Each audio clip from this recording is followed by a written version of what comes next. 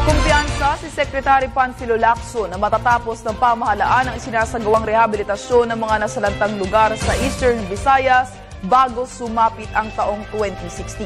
Balitaan mo kami, Noel Perfect. 11 mga municipal halls ang minamadali ngayon ng mga local authorities sa Eastern Visayas region.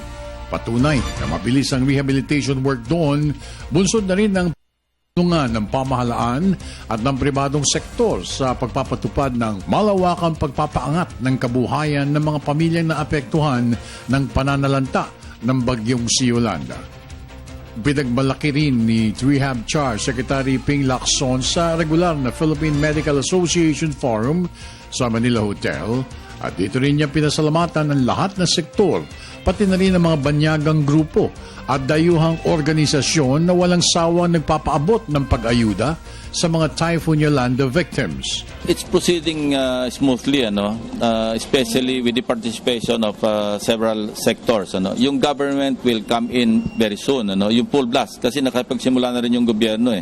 Meron ng mga site development yung NHA, tapos nagsimula na yung ibang municipalities, nakapag-download na yung DBM.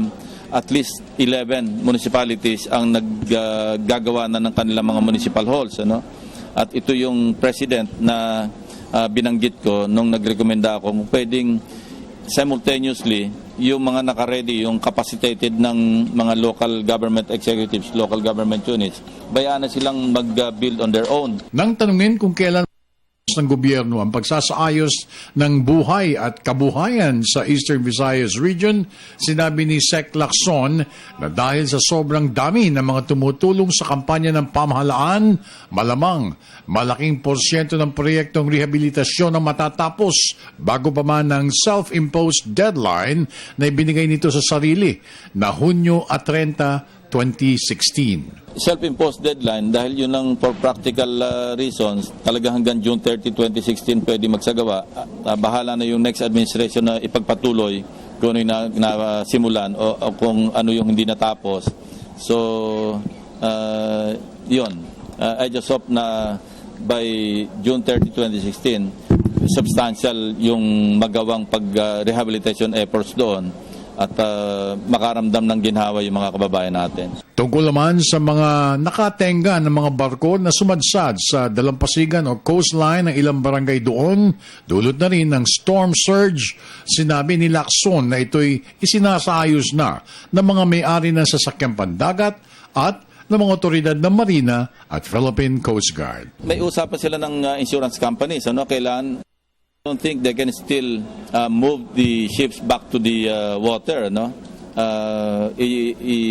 na yon, i-chop-chop na yon at magiging scrap na. At kung ano yung pwede nila salvage, yun na lang isa-salvage nila para kunin ng insurance companies.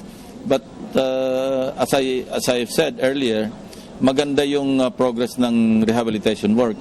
Pagka may nakakausap tayong mga multilateral, especially United Nations, sinasabi naman lang na nagugulat din sila doon sa pace na medyo mabilis compared doon sa mga ibang areas na napuntahan nila. The outpouring of support is still there, coming from all directions. Yung pagpumunta ka doon, para ka nakakita ng parang nasa ibang bansa dahil iba't ibang kulay, iba-ibang lingwahe yung salita nila, pero naano sila nagkakaisa. Hanggang ngayon, patuloy na tumutulong. Para sa Telebisyon ng Bayan, ako naman si Noel Perfecto.